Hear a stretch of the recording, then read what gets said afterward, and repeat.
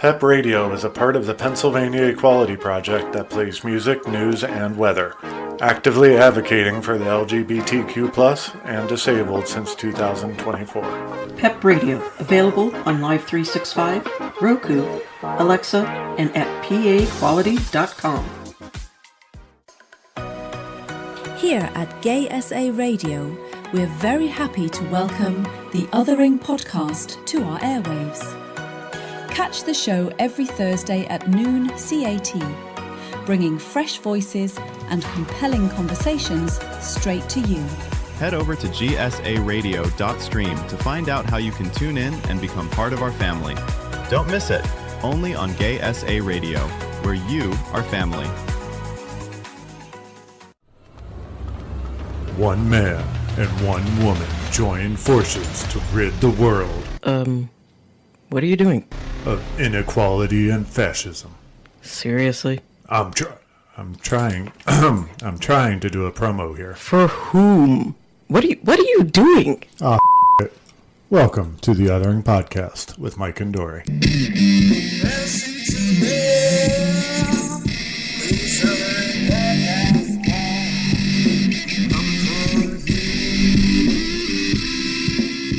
Hello. Hello. How are you doing? I am good. How are you guys? Good. Good. Cold. Yes, very cold. Yeah, it's cold here too. All right, today we are talking to Arsyn Quinn. Arsyn is a powerhouse in the indie romance world, crafting dark, inclusive, and boundary-pushing stories across contemporary dark romance, Omegaverse, queer romance, and thrillers.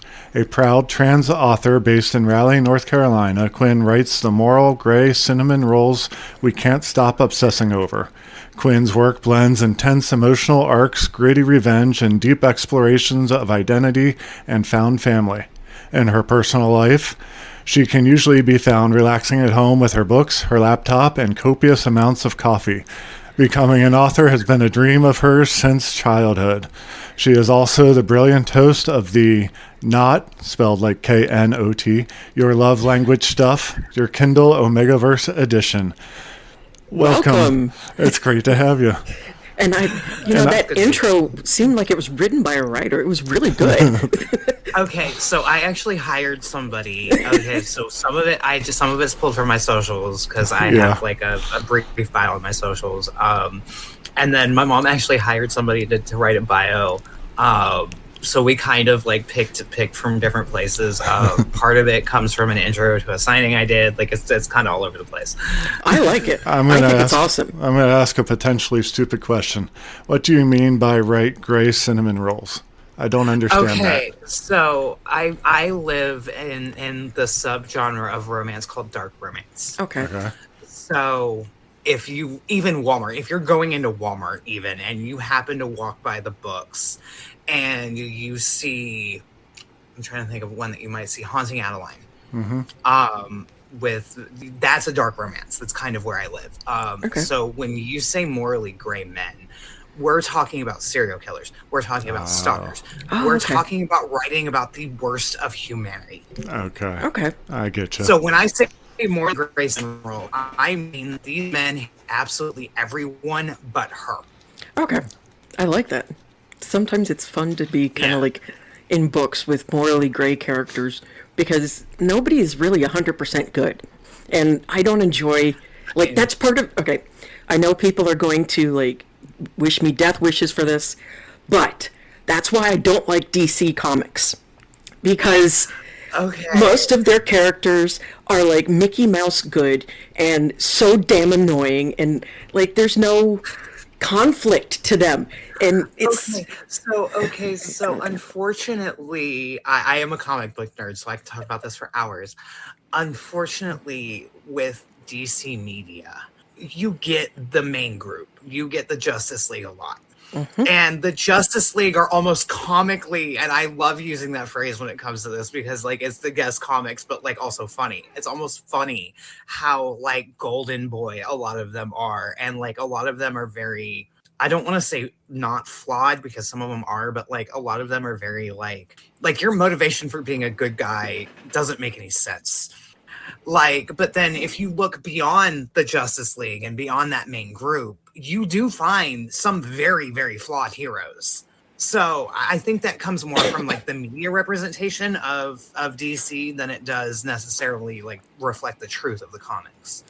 And I agree that there are some morally interesting ones, but like the main core that they always kind of shove down your throat in every movie and everything is, like you said, the Justice League. And, you know, don't get me wrong, I love Wonder Woman, but she still pisses me off because it's still like this level of I'm good because, you know, I was molded good and everything is wonderful and coming up roses and there's a bad person. Let's just slap them. Okay, so I actually have a funny story about Wonder Woman. The guy who created Wonder Woman was into kink and BDSM.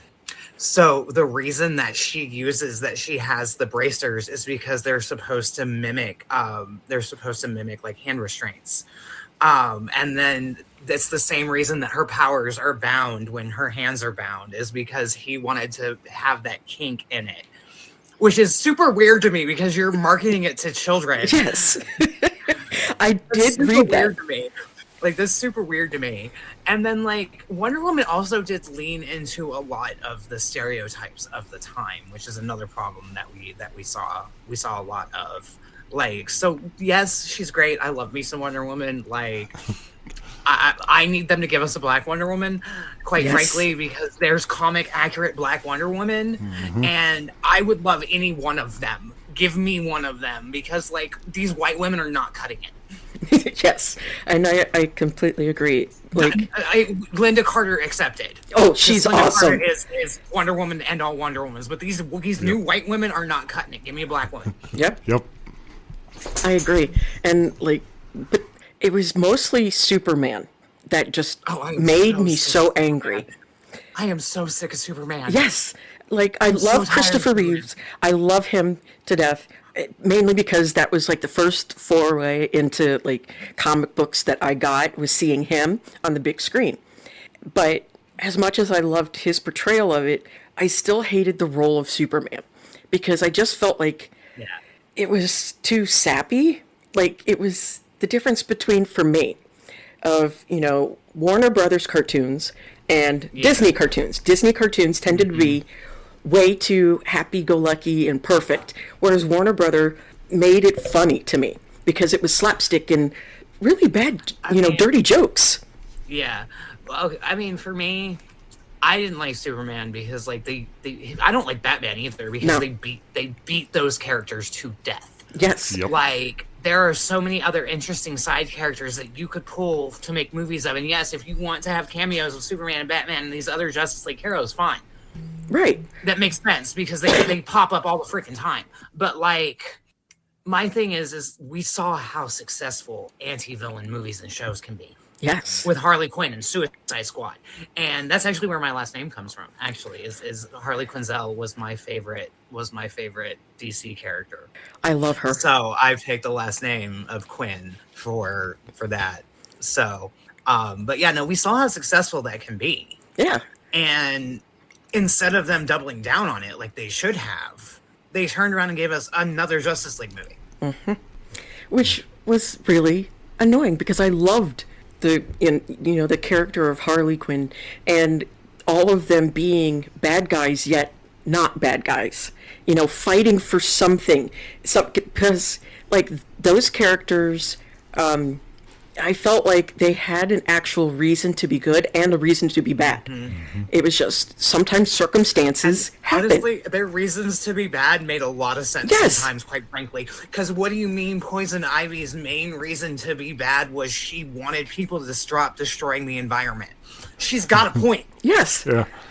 I honestly, I think what happened is that DC and Marvel particularly saw the reaction to the Harley Quinn show and the comics where her and Ivy ended up together, which was awesome. And there was all of this time where everybody was like, give us Harlivy.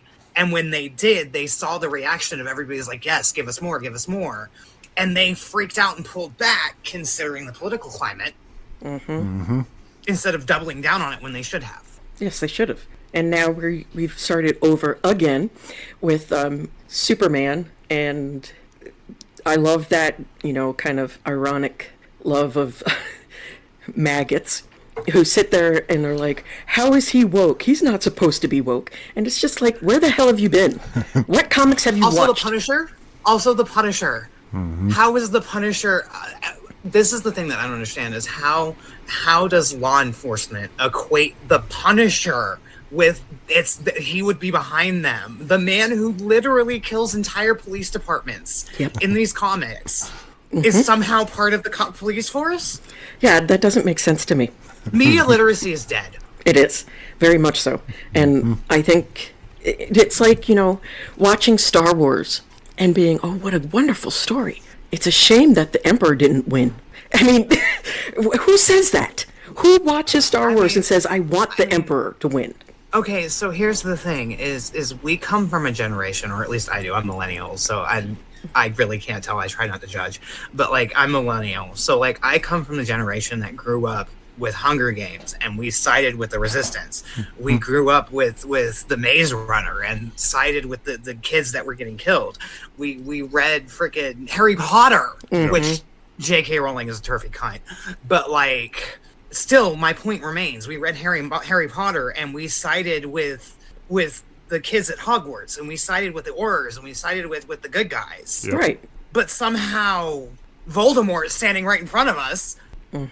And we're like, yeah, let's root for Voldemort. Right. Let's root for the bad guy. And I know that's not a perfect analogy, because there's a lot of problems with Harry Potter and J.K. Rowling, and there's she's a turfy cunt. And there's a lot of racist issues with that. Why the fuck are you going to name your only black character Kingsley Shacklebolt? Right. Right. And your Asian character Cho Chang. Yeah. And you're freaking Russian. And this is the other thing is yes, we need to address the obvious racism and the obvious turfy bullshit and the obvious anti-Semitism, but also she was outwardly racist towards people who weren't from fucking the UK. Right. Why are you going to name your Irish character Seamus Finnegan? Yeah, I know. And it was why are you naming the people who come from the Russian school Victor Crumb? Could you not think of a less obviously Russian name? Yeah. Yeah. It was when I remember reading them, and each time those names came up, I was just like, the story's too good to think about it. And then it was like after I finished the book, and I thought back, and I'm like, wow, those were so nakedly obvious that she didn't even try.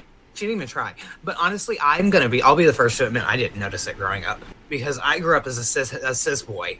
So I empathize with Harry, because that was the whole point. So I didn't notice it. I'll be the first to admit that I didn't notice it, because I had my biases at that point and I hadn't done the work. I didn't notice it at first until later. But I loved those books. Yeah. I read those books so much, and then I went to reread them. God, this was a couple years ago. I went to reread them a couple years ago, before all this shit started. And first of all, it was super weird to me that okay, you've got this abusive twat family. Okay, fine, that's a thing that happens. But why are these house elves happy to be enslaved? Yes. Right. That was mad weird to me. Okay, so as a kid, I missed the obvious anti-Semitic comparisons with the goblins. But when I went to reread them, I was like, why is that?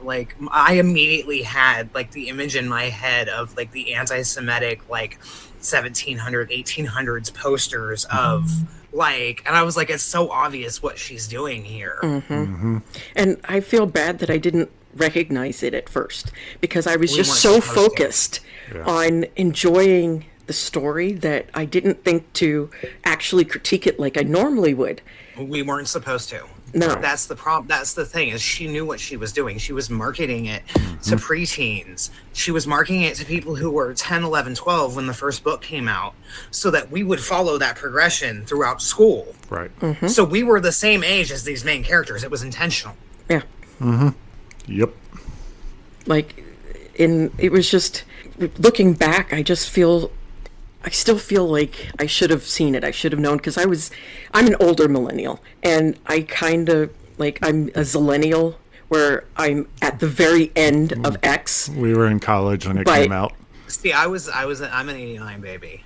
Yeah, you're my brother's age, and I'm Yeah. a 78 baby. And Yeah.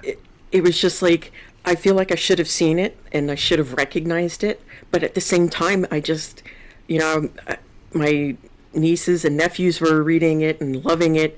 And I'm like, this story sounds awesome. And I read it just for the story. I didn't think about the names. I didn't think about necessarily beyond the fact that it just seemed like an allegory for a period in history that we've already gone through, that we're going through again. And Right. I didn't think in terms of the names, other than the fact that I kind of felt like, wow, she didn't try at all with these names. Because I just felt like they were Yeah, just she really painfully plain, just really plain names. Especially Harry. I mean, Harry Potter. Right. Right. I mean, but it like, worked. I'm gonna be honest. Like writing Harry Potter fan fiction actually is what made me fall in love with writing romance in particular. Because I was a Drarry kid. I had the biggest crush on Great Draco growing up. It was insane. It was ridiculous. So like that was really what made me fall in love with writing romance. And then the first book I released is super queer. It is super, super queer. Like everybody in that book is at very minimum bisexual. Like it's fantastic. It was one of the my favorite things I've ever written. I was watching I Spit on My Grave, my favorite horror on Your Grave. I Spit on Your Grave, my favorite horror movie ever of all time. That is a good one. Like, I know that says something twisted about me that's my favorite, but like that's my favorite horror movie of all time. And my brain goes, turn this into a romance book. Yeah, I could see that. And Devil's Pack was born. That's Omegaverse. Okay, so I don't know if y'all were around in fan fiction in like the 80s, 70s, and 80s and 90s. Probably not. No, not totally. Not like I really. knew of it, but Yeah. I didn't think anything of it at the same time. Okay, I figured as much. Omegaverse is essentially a wolf kink. Oh, okay. So there are you take that toxic idea of alphas, betas, omegas, which is what's really funny about this is that the incel term actually originated in Omegaverse.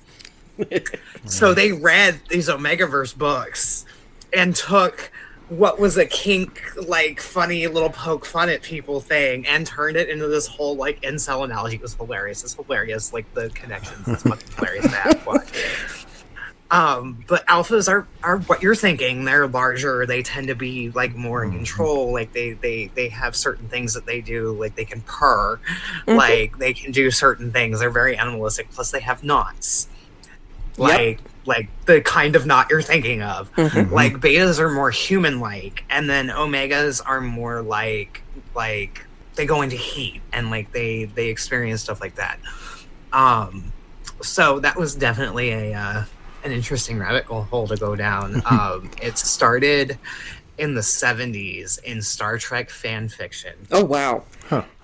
Yeah, it started as MM fan fiction in the Star Trek realm, and then it slowly like moved over into indie and like traditional publishing. So I just kind of ran with that. I do have kind of an allegory for being transgender in that book, because one of my characters starts as one designation and kind of ends up shifting into another.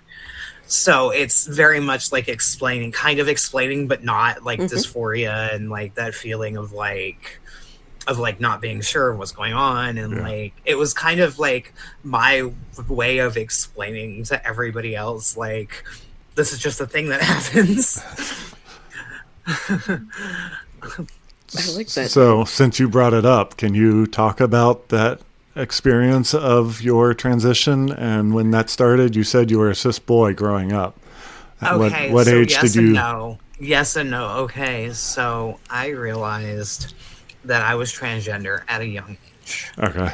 I mean, granted, I kind of shoved. You know how queer people do. We'll realize something real early and then realize that society doesn't like it, and we'll just kind of shove it in a closet somewhere. Like, okay, so the moment I realized that I was trans, I think I was like 10 or 11. I stayed up late one night when I was supposed to be in bed, and I was just flipping through the channels, And this was back in like 2002, 2001, 2002, like 20 something years ago when everybody still had cable and streaming wasn't a thing. Right. I'm just randomly flipping through channels and I stop on HBO and it's like 2 a.m.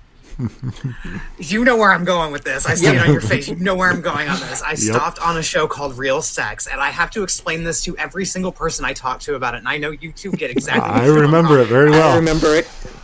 And there was an episode where they interviewed a trans woman who was a porn star.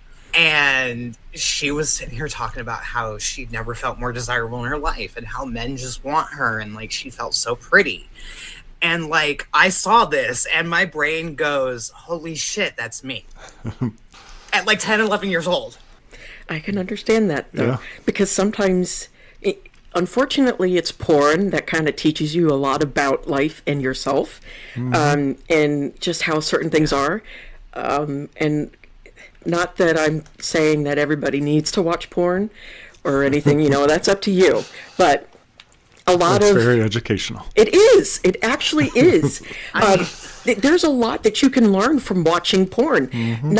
Not necessarily positions, because those are interesting, but it's like you can understand a lot more about like what is nice to try. This looks like it's an interesting thing that might be pleasurable, and you don't always get it from reading books or just talking to your parents, who you don't necessarily want to talk about those things with. Okay, so I will be the first to say this, that there is a serious lack of sexual education. Yes. Not just in schools, but like in life in general. And for sure. And especially queer sexual education. Yes. Because our bodies are so different and the way that we experience sex is so different from the norm. Well, not really the norm, but like from the default. I say the default settings. From it makes sense. Settings.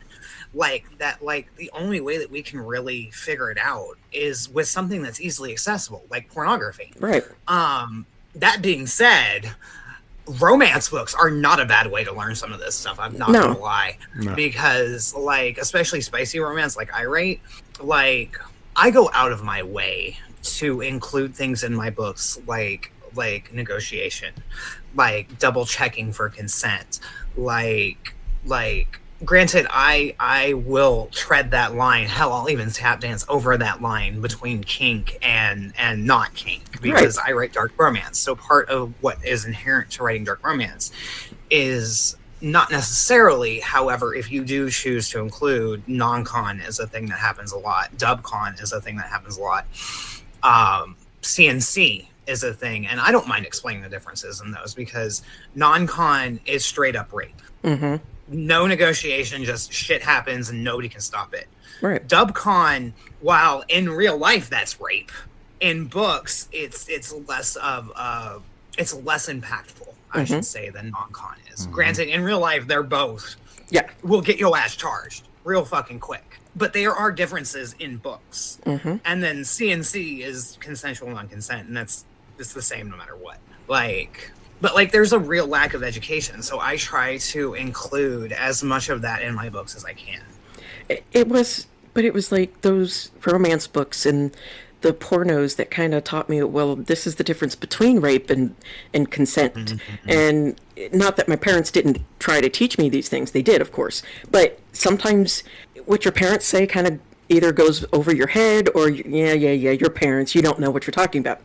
And so when you read these books, romance, dark romance, or watch pornos, you learn so much that sometimes you're afraid to ask your parents, because it's not that they'll reject you. It's just one of those things where I don't really want to talk about, sexual arousal with my mom. Right. Well, I mean, it's also, in my experience, it depends on which person you have that conversation with. Right. Too. Right. Because having that conversation because I don't speak to the people who raised me anymore. That's a pretty common thing in the queer community. Like, I don't talk to them anymore. But when I had my conversation with my dad, we went over the yes and no, consent is consent conversation. Okay, but having that conversation as what I thought at the time was a cis boy, I realized that it didn't cover what nearly it should have. Like, it was basically if it's not a yes, it's a no kind of thing. But then, like, they don't get into the, if you annoy your partner and they finally say yes, that's not a yes, that's a no. Like, there was no nuance to that conversation. Yep. Right. Exactly. Like, and that's what I do with my kids, is that I tell them, I always start with, your body's yours. If it's a no, it's a no. It doesn't matter. If you don't like it, it's a no. If you started to like it, but you still don't feel comfortable, it's a no.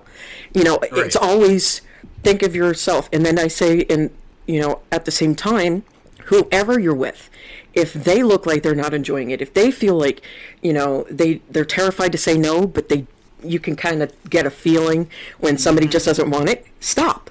It's a no. And, I tell them, your body's yours, but their body is theirs.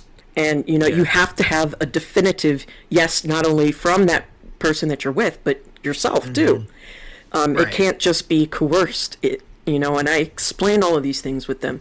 And maybe I tell them too much, but I'd rather tell them too much and they go out and be good people than not tell them enough and find out the hard way. I honestly don't remember being taught anything about it. I mean, I knew it, and to me it's kind of common sense, but I honestly don't remember it. Maybe I was taught in school, but I don't remember anything about it otherwise. But then this doesn't even touch on the conversation of consent in kink either. Like, this is just general consent, which that's a whole other conversation. Right. I never had that talk. Nobody ever talked to me about that. No. I had to go out there and figure it out on my own. I didn't even know there was kink until I saw porns and such, because I didn't realize that there was that other, I guess you could say, world. And it's kind of interesting to, not in like the bad way, but in a really good way, to also learn more about how to explore your body in safe ways. And, how to find and, get the right partners and things like that, that it's hard to talk to certain people about in, general. Sometimes you don't even know what to ask to even get to that, that answer that porn and romance can tell you. And, I remember being young and thinking, oh my God, romance is just so stupid. Because I was used to, like, the really cheesy ones where it's boy meets girl and boy loses girl. And then they're happily ever after again after boy has, stood in front with a megaphone or something. The grovel has gotten much better in the newer ones. Yes, so they much have. Better. Like, so much better. Like, but no, I completely understand. And, like, my thing is like, yes, you can explain it all you want. You can explain it till you're blue in the face, but there's certain things that you need that firsthand experience with. And I personally think more people are kinkier than they think they are. Oh, yeah. Yeah. Because people don't realize that when they say, oh, I'm vanilla, okay, so you only want missionary? Because that's what vanilla is. Right. You want your partner in a position that isn't missionary? That's considered kinky. You want to smack your partner's ass? That's considered kinky. What tying them up. Right, but like what blindfolding. so many people consider basic vanilla sex is actually kink. Yeah. And that's important to know, because if you don't understand the difference, then how do you know what you like, what you want out of Exactly. it? And when you don't know what you don't know what to ask for. Right. But when you do know what to ask for, what you could possibly like, and are willing to try, the sex is not only better, but it's also a better partnership, because you're actually putting trust in the person that you're with. And they feel that, and they're like, oh, okay, awesome. And then it kind of makes you, what's the term I'm thinking of? But basically, like, happier together. It brings you closer. Right.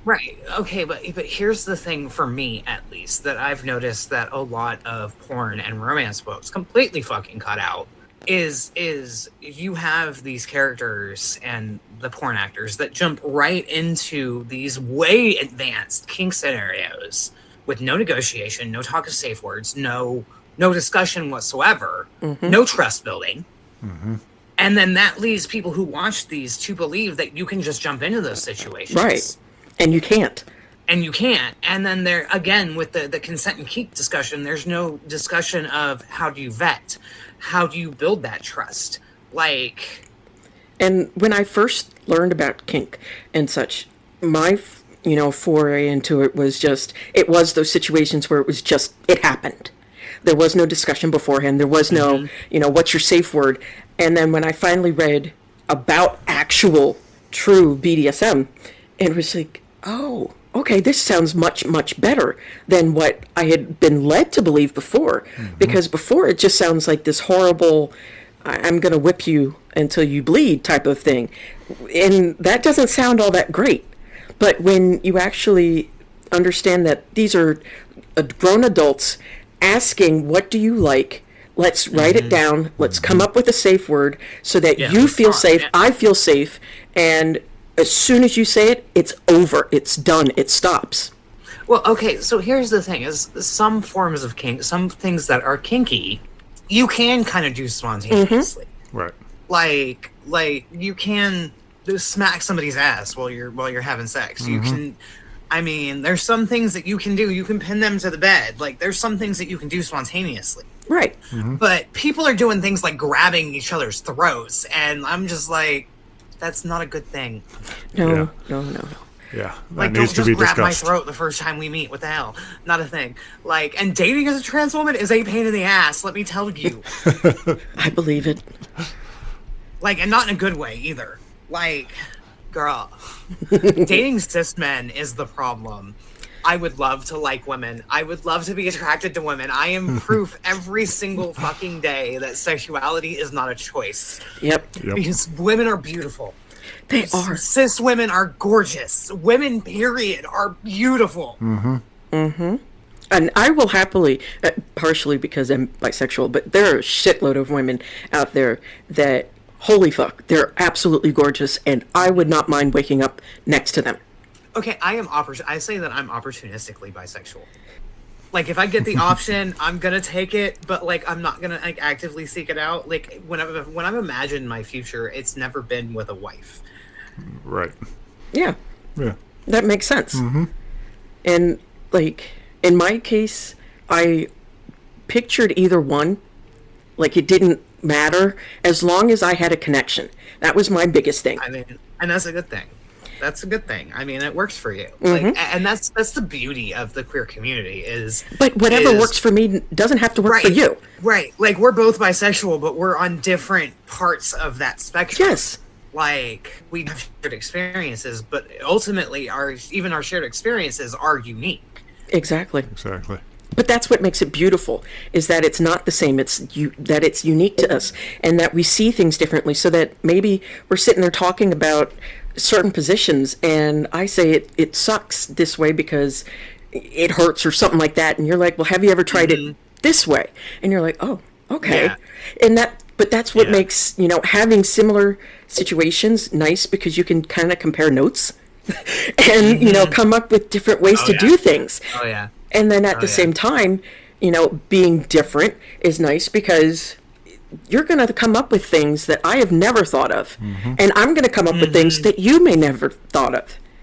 Yeah, exactly. I mean, and then that's the good thing is like, and that's another reason why like I love writing and reading is like I've always said that you cannot help where your inspiration comes from. Right. But it is your responsibility to make it sufficiently unique.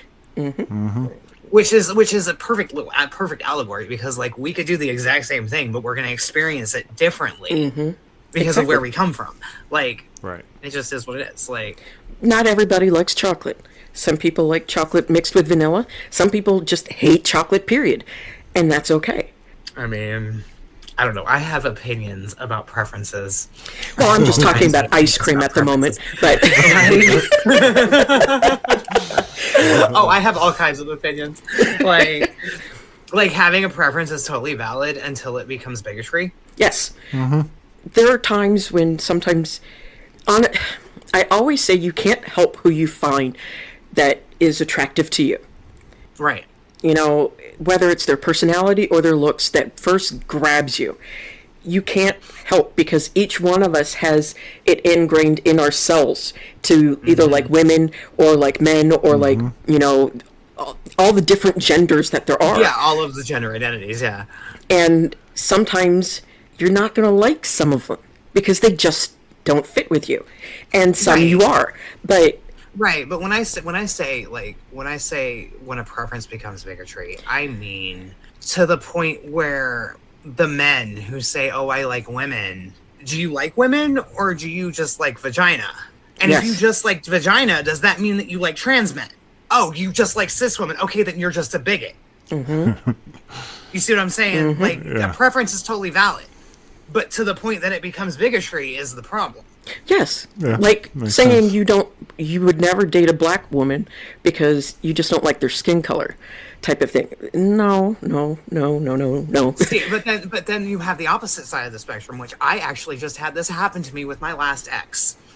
He looks me square in the face and says, "I'm always going to prefer black women." Fair enough. Black women are that's fair. beautiful. I'm not going to judge you for that. Fair enough. But then he turns to me and says, "I know my future wife is going to be a black woman, so I'm not going to waste my time with anybody else." At that point, you're a fetishist. Yes, that's when it becomes a Exactly. problem. At that point, you're a fetishist.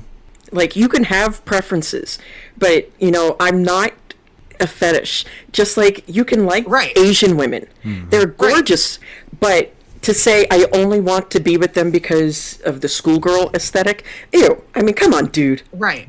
Right.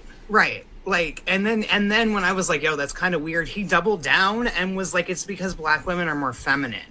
Okay. I'm like, That's I mean, you odd. aren't wrong, but also your little $15 an hour ass ain't gonna be able to maintain that level of femininity that black women expect. Nope. Right. No, you won't. And that's not me judging black women for expecting that. I love that for them. We should expect, all of us should expect high standards. And Right, to right. want to, just settle it doesn't do any good for you, and it doesn't do any good for the person that you're with. Because all Right, it does is create terrible tension where you just end up regretting each other. Like, I just literally just asked this man to spend time with me. That was all I wanted. You can like and prefer Right. certain people, Right.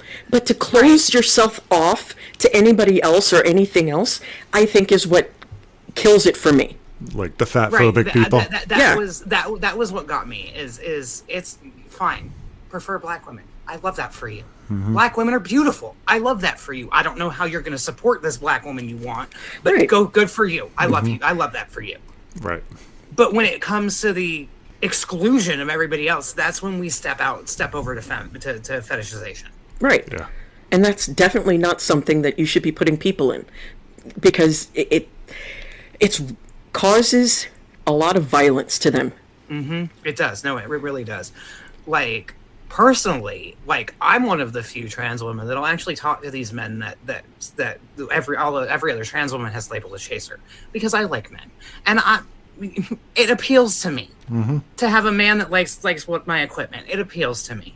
So I think it's I'm one awesome. of the few people that will talk to these chasers, these men that the women have labeled chasers, because my question is are they actually a chaser, or they really just want to marry a trans woman? Because those are two different things. Yes, they are. For sure. And that's another thing Right. that Those you are don't two get. completely different behaviors. Yeah, but that's another thing that's not in books or movies a lot of times either, is that these nuances, understanding the difference between fetishization or just being bigoted and caring for somebody and caring for a specific, Exactly. preference. And those things kind of, I think, should be explained somewhat so that people can start off on the right foot instead of, yeah. being confused. And I don't mean all fetishes are bad. Like, you can like feet all you want. I don't get it. But if that's your kink, that's for I you. don't get it. Whatever. That's on you. That's on you. But there's also a misunderstanding between the difference between fetish and kink, too. Because a lot of people, and I'm not saying you don't understand that, but a lot of people do not understand that fetish is something you cannot live without. Kink is just something you enjoy randomly But or occasionally. but that still goes into, we don't get enough sex education to understand Exactly. all of these differences. Exactly. Because Exactly. it is And- important. And don't get me started on the differences between romantic attraction and sexual attraction, because I can go on for hours about that. And Like- there's a huge difference between those. Yeah. I can go on for hours and hours and hours on that to be there, because there is a huge difference. Yes, because there is a massive difference. You can love to tap that ass, but you don't love that person. Mm-hmm. Right. And then there are other people where you just love them inside and out, but you don't necessarily want to sleep with them. Or and there are times when you can love that person and want to sleep with them. And all of these differences are important to understand, because when you don't get the words and the terms and all of these different nuances of everything, you're kind of left in a limbo and you just don't know what you're supposed to do. And I think that's when we end up with a lot of people that get hurt. Yeah. Oh yeah, we do. Did you know that the ancient Greeks had 20 different words for love, with 20 different definitions? They had ones for everything from love of a mother to love of an enemy, all the way down to every romantic attraction that you can think of. Yeah, and then we lost them all. No, we didn't lose them all. They were slowly colonized out of our language by the Christians. Yeah, that is true. It was sucked out of us. Yeah, it was just like every single fucking country in history that has had genderqueer and transgender people represented in some form or fashion. Yep.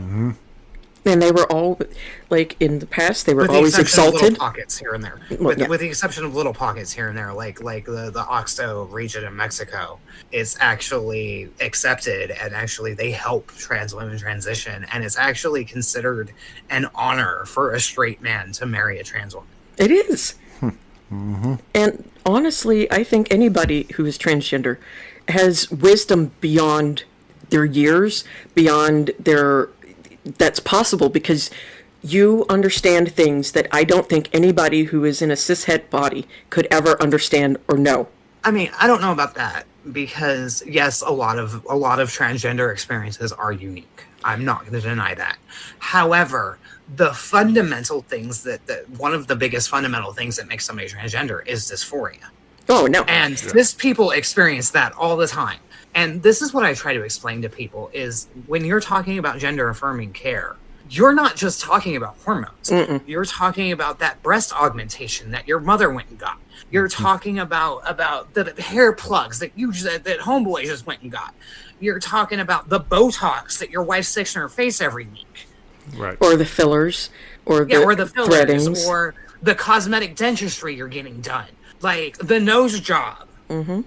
All of it is gender affirming care. Yeah, like so. Viagra people aren't the only ones that experience dysphoria. No, but I don't mean the dysphoric part, because everybody has, I think, experienced, especially like during teen years, dysphoria at some point. But I just mean there's in certain cultures, especially indigenous cultures, like they were always seen to have a wisdom beyond everybody else. The two-spirit.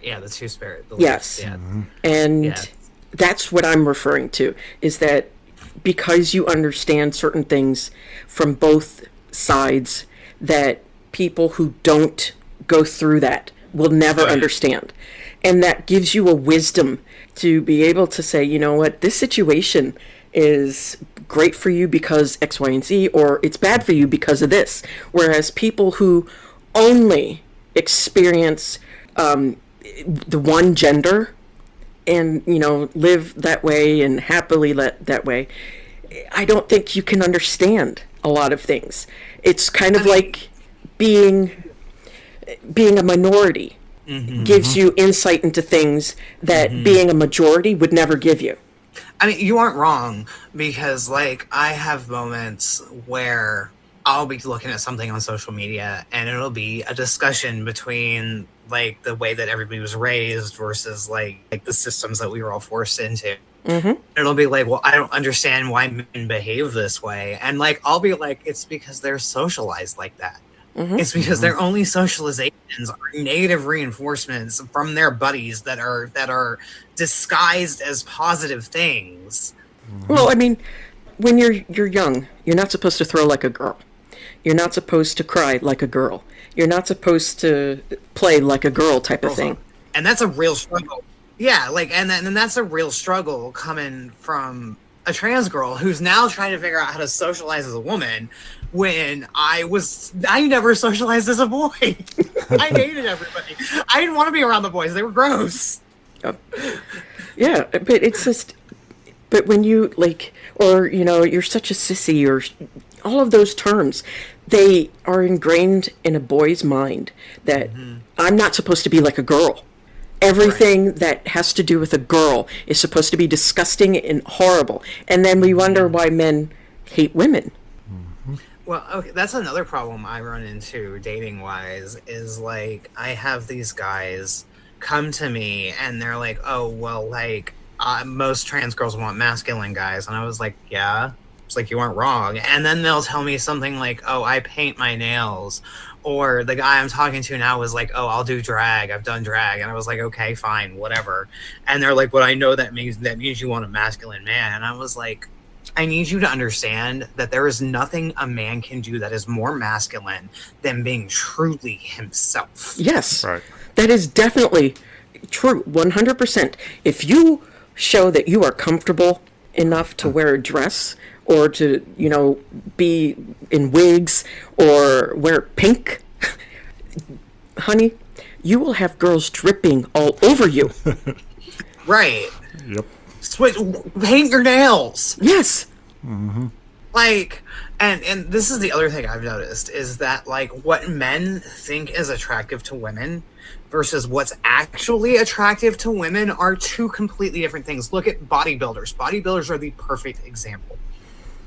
Is so many of these women are like, oh my God, you're so hot, when they're bulking and they have weight and they have not just muscle, they've got that layer of fat on top of the muscle. But the minute they cut, all of these women are like, ew. Because women want huggable. They want pick me up and throw me around, but also cuddle with me after. They don't want hard lines. And no, I don't like it when people can't put their arms down. I mean, when you look like you have to keep your arms out, it just turns me off. I'm sorry. I don't care if you're female, male, or whatever you go by. If you can't put your arms down, I'm gone. Oh, but there's a couple wrestlers that are like that, because I've gotten really into wrestling here lately. There's a couple of wrestlers that are like that, and I'm just like, oh, honey, work on your lower half. You look really top heavy. Yes. I expect them to come out on stage and go blah, blah, blah, blah, because they're falling over themselves. Right. And then, like, their little arms, like, remind me of, I hate to say this, but they remind me of SpongeBob, where when he's got this, like, he's trying to be all buff, but they are, like, blowing in the breeze. Inflatable. Yes. And, or they go inflatable and they go back and forth, and that's kind of how I see it. And I know that's not what you're going for when you do bodybuilding, but that's what it looks like. But like, legitimately, some of these guys focus way too much on their upper body. Yes. And I'm just like, did you take the top of a G.I. doll, like, did you take the upper half and stick it on the lower half of a Barbie doll? Like, what are you doing here? Yes. Like, I'm not saying don't exercise or don't have muscles. Of course you can have muscles, but please don't do it to the point where you can't put your arms down. Right, like, it's ridiculous, though. It's ridiculous. No, it is. And then you get the opposite. And then you get the opposite. The guys that work out their lower body so much that they have, like, a permanent, like duck waddle walk. Yep. Like, you can't get your legs close enough together that you can walk on the soles of your feet. Right. You have to have a balance. I like it when you look like, you know, regardless of size, if you look like you take care of yourself, it doesn't have to be perfectly thin with the V line that they talk about and the 6-pack abs, or 8-pack, depending upon some people. I don't care about that. What I care is, if I hug you, are you going to crush me? Right. Or am I going to feel like I'm also hugging a pillow, so then, you know, I crush you? I want something in the middle. Okay, so I have those moments of, like, I like dad bods. So, like, I'll have those moments of, like, are you squishy, but also pick me up? Like, so, like, can I look at you and be like, uppies, but also, are you squishy?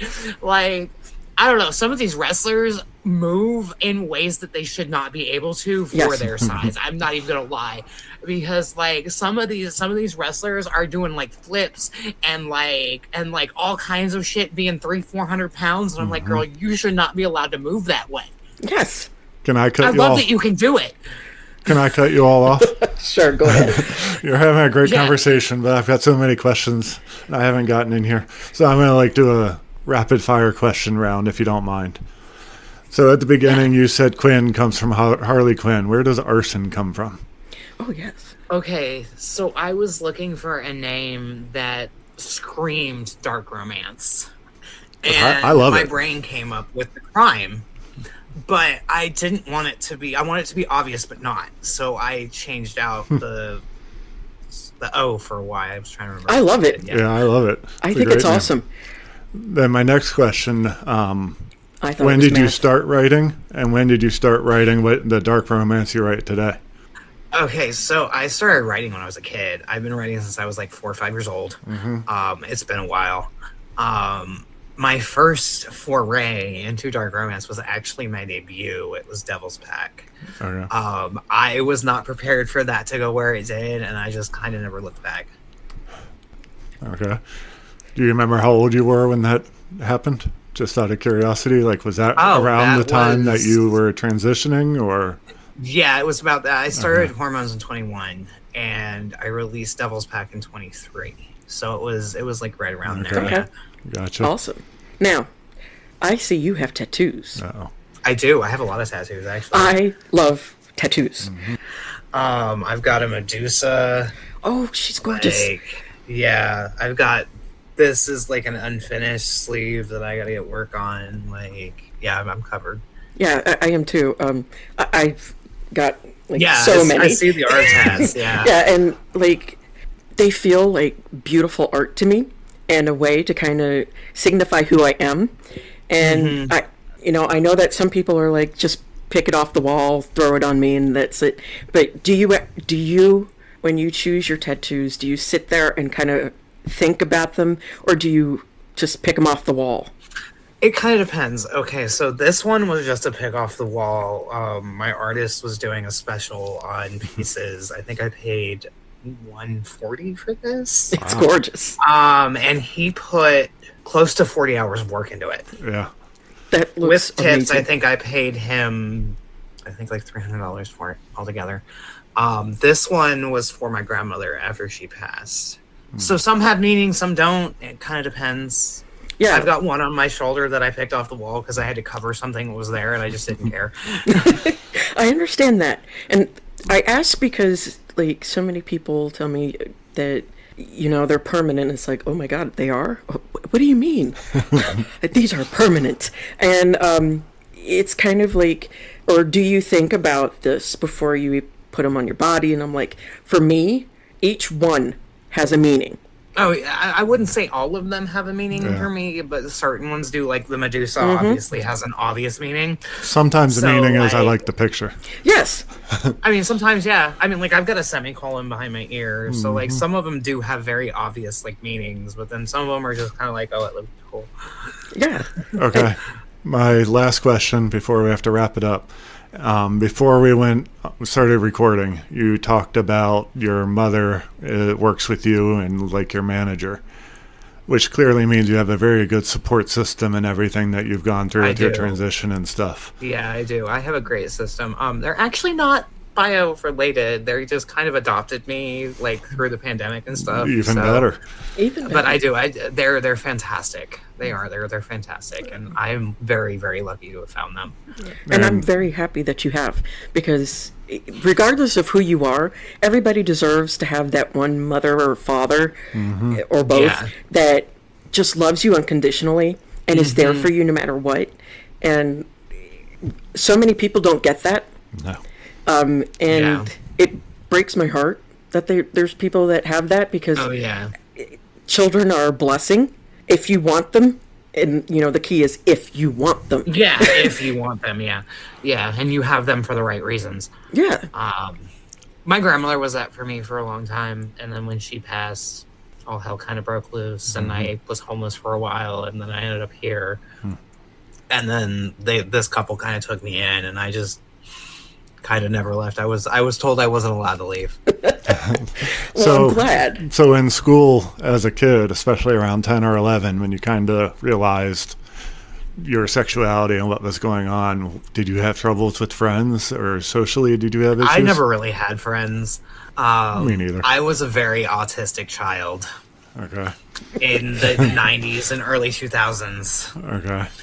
Yeah. So we relate. I didn't really have friends. And for the friends I did have were the other weird kids. So We relate. I was always more undeniably not straight than I was undeniably not cis. So that didn't help. Right. We all have our weirdness, and, you know, some of us are weirder than others, and that's okay. I mean, I 100% relate where I every year had a new, I would say, best friend, because I couldn't keep them. Not like they're Pokemon, but I had the same, when I got to high school, I had the same group of friends all through high school. We were the weird kids, the emo kids. We played DDR, like we did all that. So I had the same group of friends then, but like I moved so much, I never really had friends like that. I didn't have a beard. I think we all had a beard at one point. I have one now. Yeah, I think we all had a beard at one point.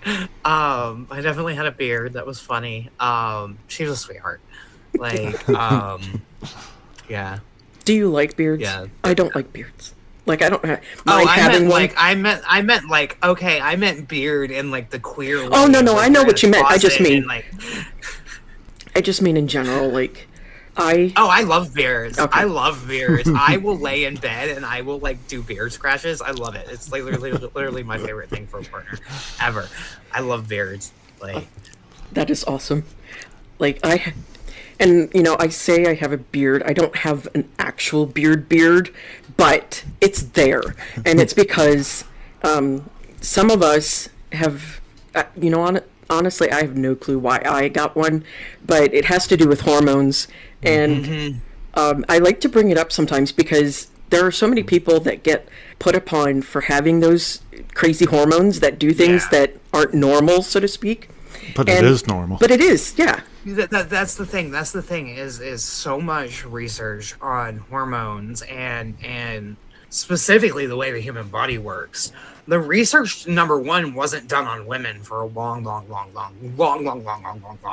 Right. Yep. And then also the research that was done in such a way that, number one, it wasn't ever ethical. Number two, it was on non-consenting, mostly African-American bodies. And number three, they just did not give a fuck how these women responded. Right. Right.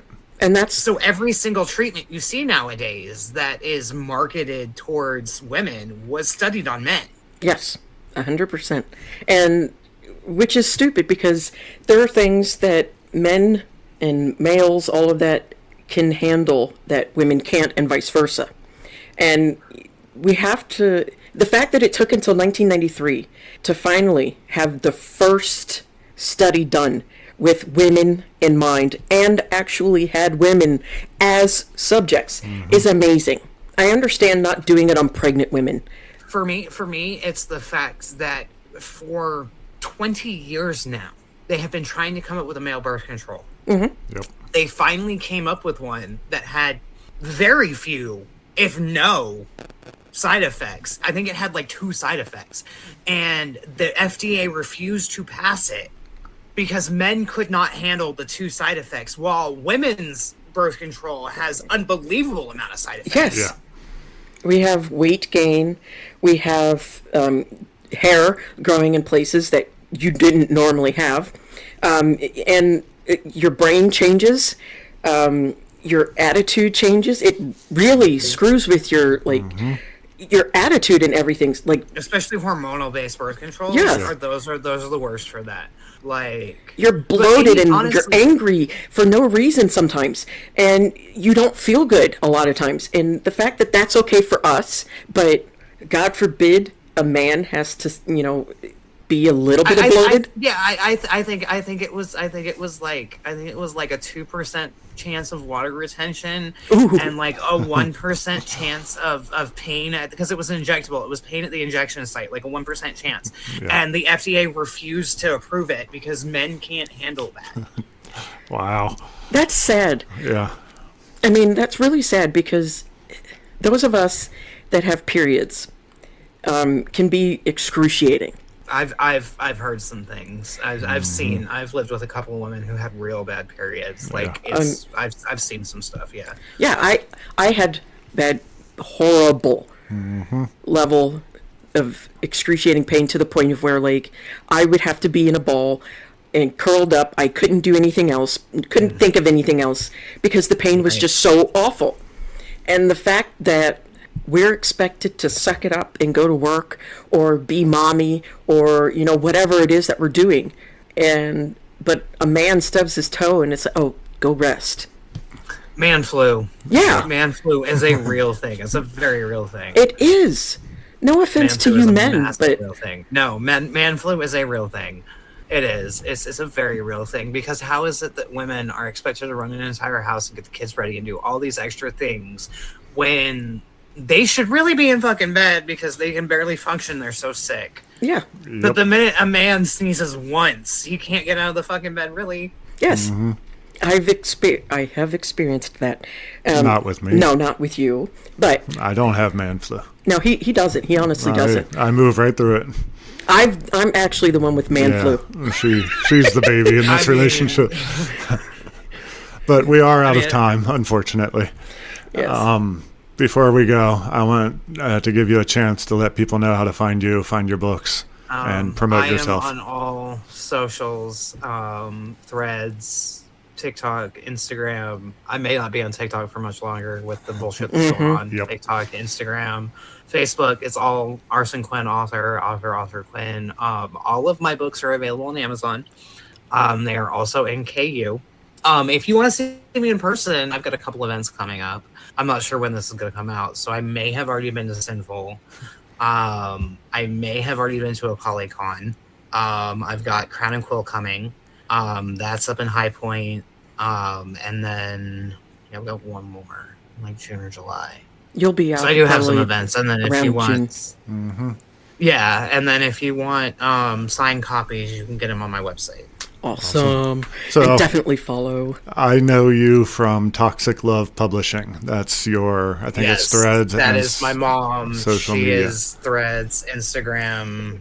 Is that she publishes your books? That's like the company that publishes the books? She's the LLC that does all of that. Which is awesome. Yeah, that's great. Yeah.